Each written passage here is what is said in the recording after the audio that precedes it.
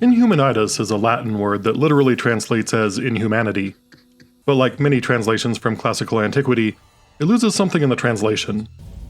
In the original Latin, it doesn't just refer to the abstract concept of cruelty and barbarism, but also the tendency for humans to be cruel and barbaric to one another. This episode visits that cruelty and barbarity on the most unlikely of candidates.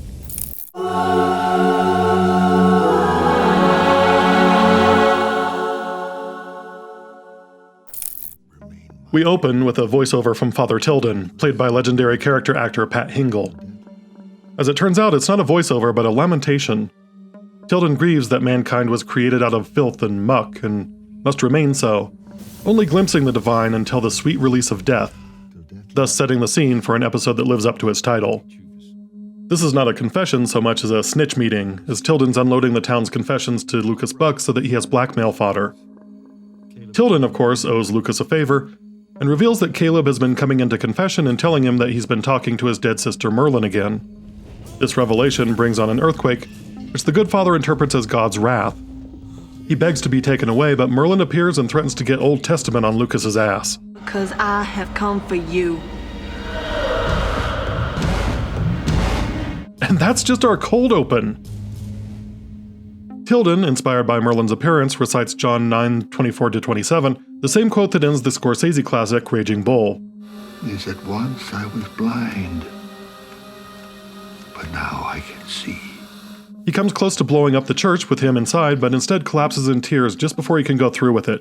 It's worth noting just how often those in Lucas's service contemplate self-harm. Back at Lucas's office, Lucas has summoned Brian Hudson, a local attorney who successfully sued the sheriff's office for $600,000. Someone had to represent him, Lucas. You sued my department for $600,000. He wants to talk to him about giving up his ancestral home and moving into a nicer neighborhood. One where Hudson's wife won't have to leave tacks in the road to discourage speeders. Barbara Hudson still puts nails in the street to keep cars from speeding by the house. I knew we had a pony in here someplace. That you can use?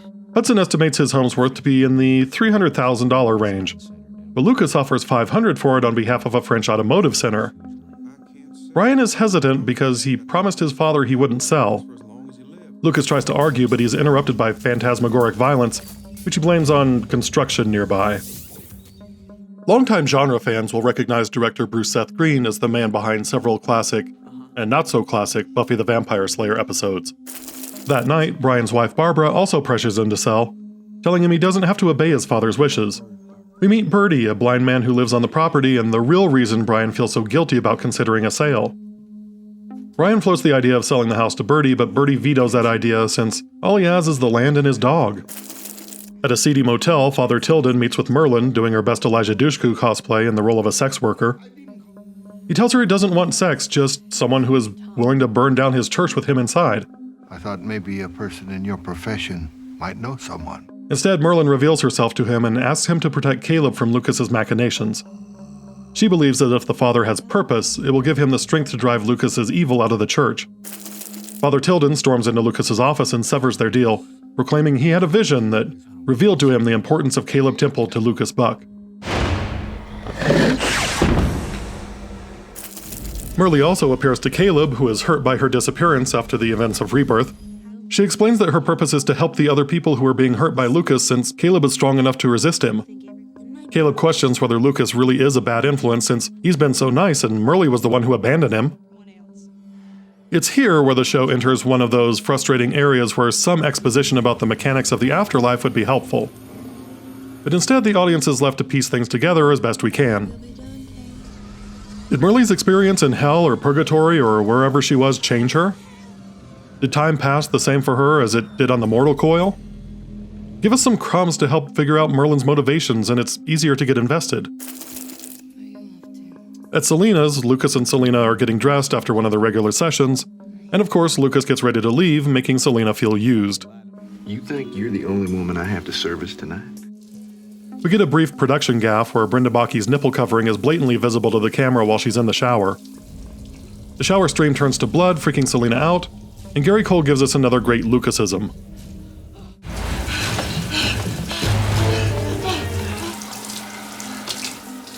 Bitch is back. Lucas and Brian meet again, with Brian having a crisis of conscience about evicting Birdie. Lucas says that the firm has raised their offer to $750,000. They've upped their offer to $750. $750,000? For my place? Don't screw this up, Brian. I got a finder's fee coming. Plus, Lucas says he can arrange it so that Birdie gets evaluated by social services for his own safety, and by the time he's done, the place will be sold out from under him. This gives us our second great Lucasism of the episode. Bye-bye, Birdie. It's just so hard not to be charmed by him. Of note, Lucas has clearly arranged this situation, but he leaves the decision to mail the letter in Brian's hands, so we know where this is headed. Merlyn spooks Brian by appearing as Birdie with cleavage in an unintentionally laughable moment. Brian succeeds in mailing the letter despite the gale force winds attempting to stop him. And Merlyn looks on despondent. Merlyn's failure leads her to return to Caleb and to make up. Merlyn asks him to go stay at the church while she lays waste to Lucas for his sins. She believes this is going to get bloody. Father Tilden tells Caleb that Merlyn appeared to him too, surprising Caleb. Tilden tells him he's not afraid anymore and it's never too late to atone for your sins. Brian tries to explain to Birdie that things will be better for him once the house sells. He'll get a newer, better house, but Birdie isn't having it. He reminisces about the importance of the estate to his life and hits Brian with a knockout blow. I have to do what's best for my family. I thought I was your family. Lucas and Ben lazily engage in some girl watching until Merlyn shows up, entrancing Lucas and nearly getting him run over by a truck.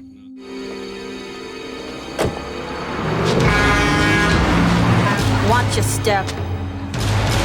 In a nice bit of duality, an unnerved Lucas shows up at Selena's house, letting a match burn down to his fingertips just as Father Tilden had done earlier in the episode. Lucas unravels in a way we previously haven't seen, lamenting Caleb's distance from him, the townspeople questioning his authority, and Merlyn breathing down his neck. I got a son who wants nothing to do with me. I got people in this town searching for miracles when they don't realize the only miracle they're ever gonna need is right here. Selena tells him he's scared for the first time in his life, and they engage in some angry, frightened, violent therapeutic sex during a commercial break. At the church, Merlyn returns the necklace from Rebirth to Caleb's hand and tells him goodbye, in anticipation of her big showdown with Lucas. Brian and Barbara sign the paperwork to sell the house, but in an unsurprising twist, Lucas reveals that the deal was for 750,000 francs, not dollars. You're not cheating me out of $600,000. Well, that number has a familiar ring. But of course, that's not the full twist.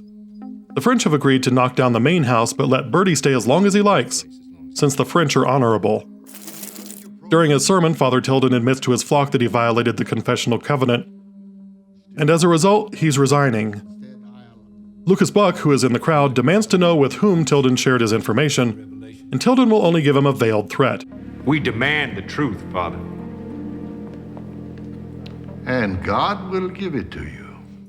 Lucas accosts Tilden after the service and threatens him into revealing Caleb's whereabouts. Tilden refuses and recites the Lord's Prayer until he succumbs to what may or may not be a Lucas-induced heart attack. We don't kill priests. That leaves Lucas and Merlyn in a holy showdown right in the middle of the church. That's my trick. Merlyn brushes off Lucas's attempts at supernatural violence and enacts some of her own, revisiting the kiss on the bridge in Rebirth, and preparing to snap Lucas's neck in revenge.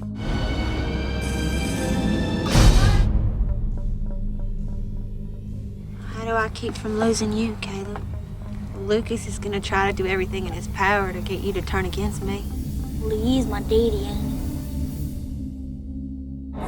Go ahead. Do it. What? Kill the bastard. Oh no. Lucas reveals the horrifying truth. If Merlyn kills Lucas, his spiritual essence will rise in Caleb, essentially making Caleb Damien from the Omen.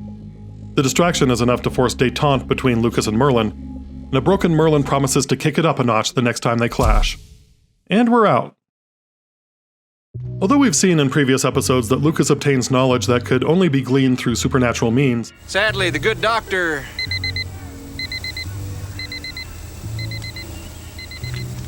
will be needed elsewhere.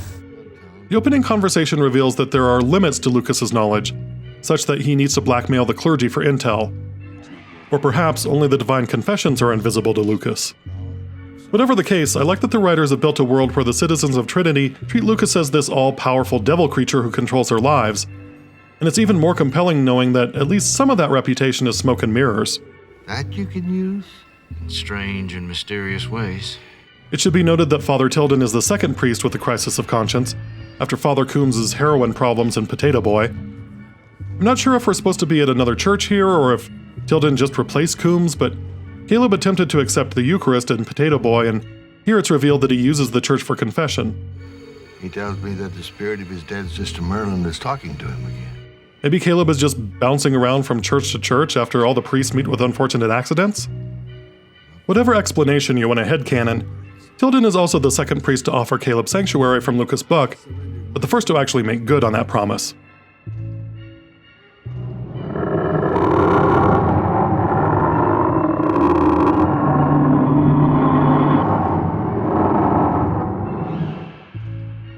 The poetic justice visited on the Hudsons is fast becoming a Lucas Buck special in the series. A Faustian bargain is one in which a person abandons their moral or spiritual values to obtain some more worldly benefit. Faust has undergone many interpretations over the centuries, with the origins scattered in the ether. Most interpretations have the titular protagonist, listless and dissatisfied with life as a scholar, make a deal with an agent of the devil, Mephistopheles. Mephistopheles grants Faust a series of indulgent pleasures, including those of infinite knowledge and those of the flesh. In exchange, Faust agrees to be eternally enslaved to the devil. In some versions, Faust is saved from eternal damnation by the pleas of an innocent, but in most early versions of the story, Faust is carried off to hell after living a life of guilt and corruption. Most scholars focus on the corrupting influence of avarice in the story, but others, like William Farnham, posit that Mephistopheles does not corrupt any of the souls that he brings back to hell. He appears to those who are already corrupt. We've seen repeatedly in Lucas's schemes that the projections of a guilty conscience, of lust, and now of greed were all present before Lucas even intervened.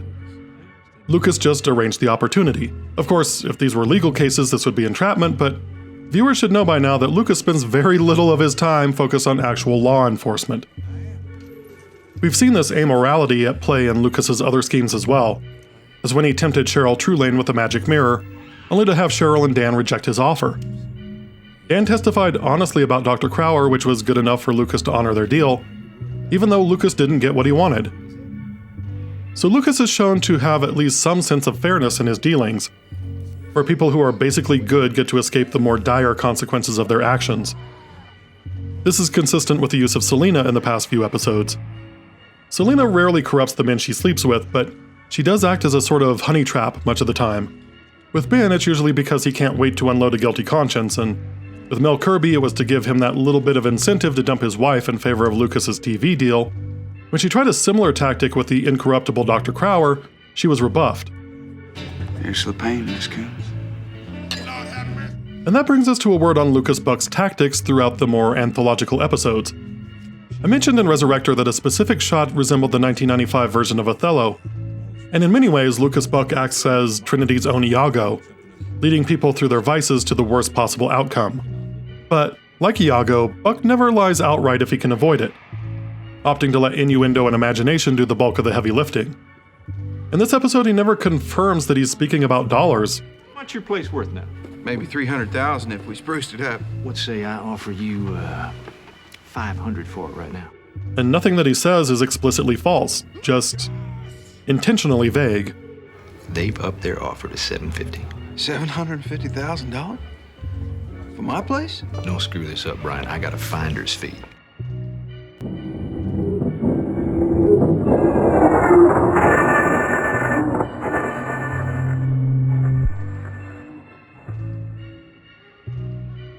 Named for the Greek personification of death, the Thanatos Gambit is so named because it involves a character manipulating the circumstances of their own death to their advantage. The trope was popular in early mystery novels and comic books with jealous women committing suicide to friend their unloving husbands, or villainous masterminds trying to give one final screw you to the police. In Buck's case, he reveals that Caleb's lineage makes him demonic as well. And if Merlyn does go through with killing Lucas, the spirit of the demon will simply be reborn in Caleb. This is not quite the same as the old, "If you strike me down, I shall become more powerful than you can possibly imagine" play. Instead, the Thanatos Gambit tends to have more practical consequences. The Gambit works here because the cost of killing Lucas Buck is greater than the cost of keeping him alive. That becomes very important later. Merlyn's recognition that she can't win triggers a bigger blowback than anyone could have imagined, though. More on that in the next episode.